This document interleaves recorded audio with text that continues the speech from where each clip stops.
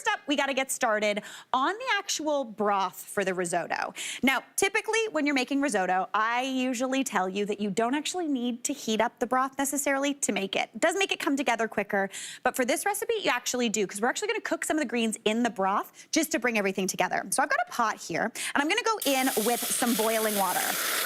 Now, I've already pre-boiled this water because it's gonna make it come up nice and quickly. You want anywhere from about 4 to 4.5 cups of water in that pot. Now, the reason I'm using water is because I'm very into bouillon right now. If you're not, feel free to use a pack of, like one of those like juice boxes of broth, that'll work. But I'm really into bouillon, whether it's powdered, cubed, or this stuff. This is called Better Than Bouillon. It's actually a paste. You can buy it at a lot of like kind of bulk food stores or big box stores kind of. It has so much flavor in it, really umami-y. This is the vegetable one, but they come in chicken, they've got low sodium, they've got beef, they got like a garlicky chicken one. Really, really tasty, tons of flavor, gets added into whatever you add this into. So I've got about 4.5 cups of water in there. Use about a teaspoon per cup of water. So I'm going in with just a heaped tablespoon into there. Give that a whisk to combine. And there you go, instant broth. You're not gonna have that like carton that you use a cup of and then you forget about. And then 3 weeks later, you're like, I should probably throw that out. No, this is fantastic. All right, the broth is looking great. Now in that broth, we're actually gonna cook some of our greens from the freezer. So I have got a cup of frozen broccoli here that I'm gonna add right on in.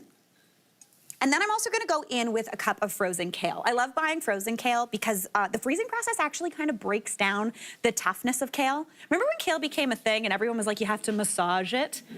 You can do that or you can just stick it in the freezer. That kind of does that for you. So I'm gonna go in with that cup of kale. And that only needs about a minute or two to cook, just until it's nice and bright and green and no longer frozen. So while that starts its thing, we're gonna get to work on our risotto. So in this pan here, I've got 1 yellow onion that I've diced up nice and fine. I've got that in a little bit of oil. That's been going over about medium-ish heat for about 5 minutes, seasoned with a little bit of salt and pepper just to kind of help draw out some of the moisture. So now we're gonna go in with some garlic. I've got 2 garlic cloves here. If you don't have garlic cloves and you're using the garlicky bouillon, feel free to go for that. You can also use some garlic powder here. Really whatever you got hanging around. And if you are like Megan Arthur's, you can find your garlic powder because you got that handy dandy spice rack thing, which is always a dream. All right, tap that on in. I'm mincing this right on into the pan. When you mince garlic, it gets really, really punchy, so we're gonna have good garlic flavor throughout this whole risotto. Beautiful.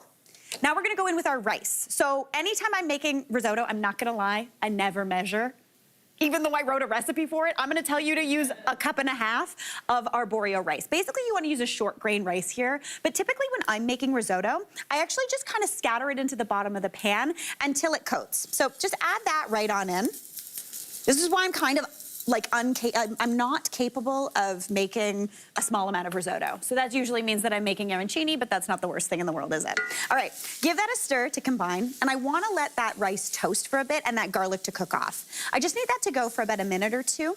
That's gonna give the rice a nice little bit of flavor, and it's also gonna help toast off some of the starch on the outside, allowing those grains to get nice and creamy, but kind of stay individual and not mushy. So, looking beautiful there, fantastic. My greens are looking really nice too. They're bright green. I'm gonna say the chill of the freezer is off of those. So I'm gonna grab my blender and I am going to blitz some of that green or all of that green. So I've got a slotted spoon here. I'm just gonna go straight into the blender with those greens that I've cooked with that broth that we're gonna use in the risotto. So pop that on in. Any of that broth that comes along with it is totally fine, because essentially here what I'm doing, without it sounding too weird, I'm making like a savory green smoothie, essentially, that we're gonna mix into this risotto at the end. It's gonna give it real nice bright green flavor. Even though this was in the freezer, it's not gonna taste like it was in the freezer. It's gonna be beautiful. So into there, I'm gonna go in with about 1/2 cup of that boiling broth as well, just to give this something to do. Perfect. And we're gonna blitz this up.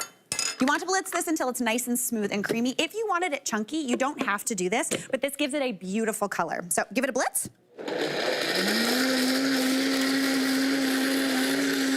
Don't forget to remove the vent hood thing like I did. That's gonna let that steam out so you don't have a green explosion on your hand. Perfect.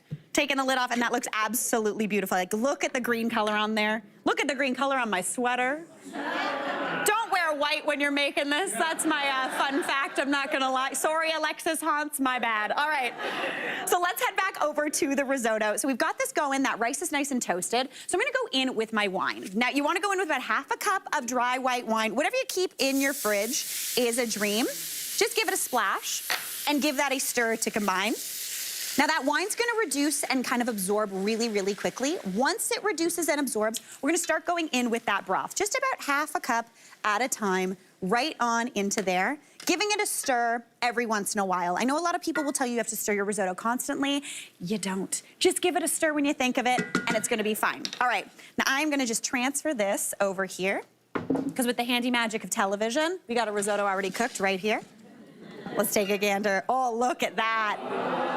All of that broth has been absorbed. It's looking so beautiful, really, really tasty. So now we need to add in that green. So this is the point where we're going in with this green mixture. So let's stir that right on through. Do you see all that color? That beautiful green. Now, in addition to that, I'm also gonna go in with about a cup of frozen peas. Again, if you had edamame or something like that, feel free to go in with that. For a little more green flavor, tablespoon or two, if you have it, of prepared pesto brings like that basil-y deliciousness. Super tasty, so going in with that as well. Then, of course, it's me. I can't not do a lemon or some cheese. So a little bit of lemon zest. You can go in with the juice as well. That's gonna give it a really bright flavor. If you do go in with the juice, add it at the very last minute, because it tends to pull back on that green color. If you wanna make this ahead of time, just go in with the zest, a good amount of cheese right on into there as well. To be honest, if I had more time, I'd be grating for about 2.5 minutes. Yeah. But you do you. Give that a stir, and you're gonna see that green color come all the way through. If it's a little thick, another splash of that broth just to loosen it up. And to me, that looks like a green dream, like so tasty. Hey, Mary here. What did you think? Drop your comments below, and don't forget to like and subscribe for more of the good stuff.